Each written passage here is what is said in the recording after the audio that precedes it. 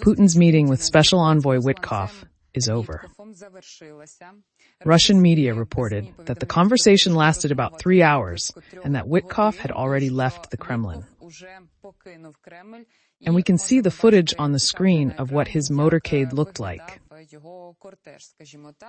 The Russian press is reporting on this visit very cautiously and dryly. So far, there are no happy theses. So far, there is no information that all parties have understood each other very well and sought compromises, as was the case during several of the previous 5 visits by Witkoff. So far, silence. Let's wait and see what Russian propaganda comes up with next.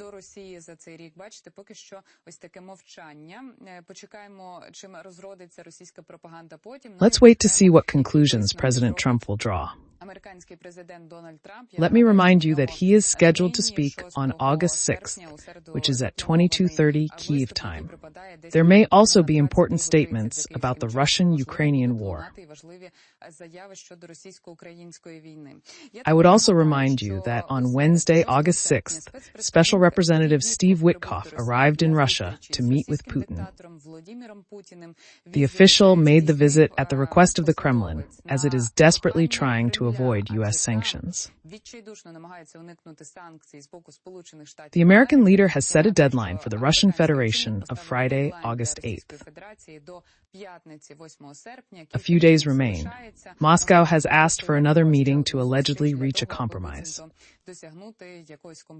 Judging from the situation on the battlefield, from the genocidal terrorist shelling, they are not preparing for any peace, and they have invented a so-called air truce in the sky.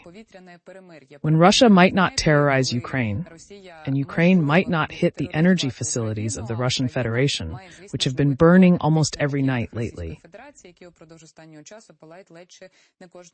This is the Kremlin's plan, as reported by Bloomberg.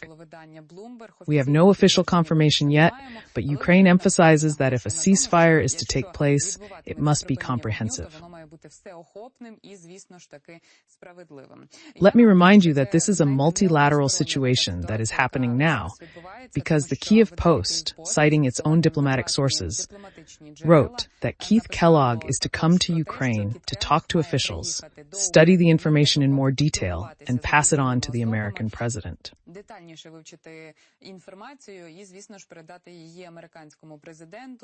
Earlier in the week, it was said that this visit would take place in the coming days, but so far there are no announcements or official confirmation.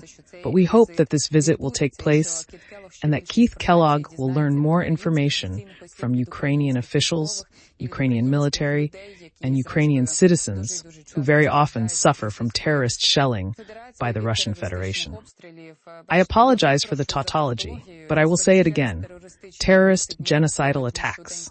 Because on the day we are talking, when Steve Witkoff arrived in the Kremlin to negotiate so-called peace, we are talking about Russia, where peace exists only in a perverted, distorted, and unrealistic sense.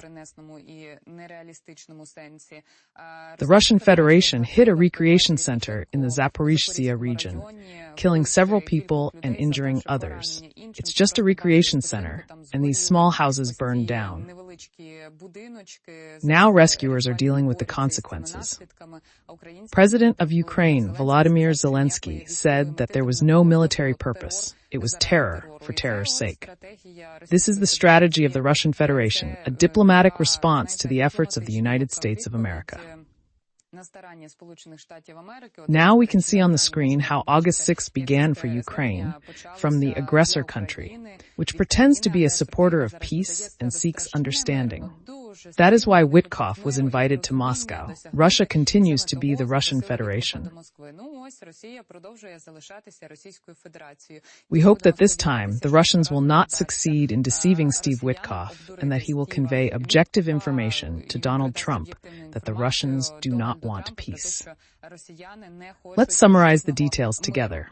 CNN writes that Special Representative Steve Witkoff has arrived in Russia, and the purpose of the visit is slightly different.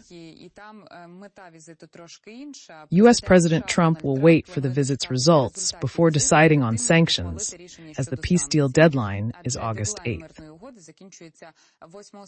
CNN reports Trump is growing impatient with Russian resistance to his peace plan and threatens secondary tariffs on countries importing Russian energy.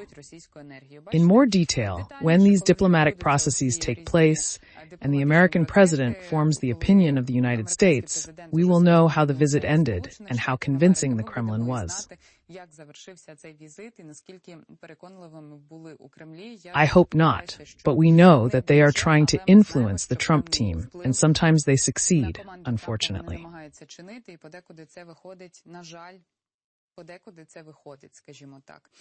We are waiting for other details and will see what the Russian press will come up with in quotation marks, or whether they will again praise themselves and sing odes to their dictatorial president. Let's also see what statements American President Donald Trump will make today. My colleagues will talk about this in more detail, as our information time is over for today.